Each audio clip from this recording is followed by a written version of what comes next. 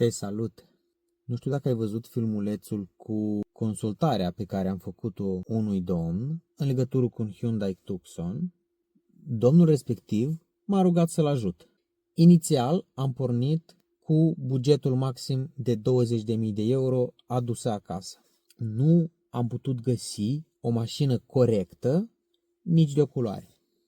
Toate mașinile cu kilometri ok, cu reviziile făcute, treceau lejer de 25.000 de euro. Într-una din zile îmi scrie și îmi spune că e de acord să urce prețul limită până la 25.000 de euro. Înainte de a mă bucura, am avut o discuție cu el. L-am întrebat dacă este sigur.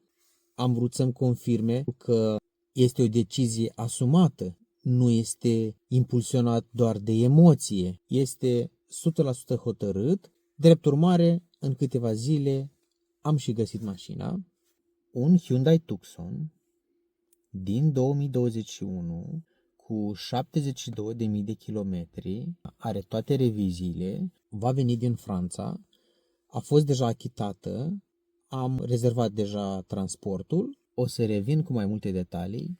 Dacă vrei și tu o mașină la comandă, ai numărul de telefon în descriere sau lasă-mi un mesaj. Te salut!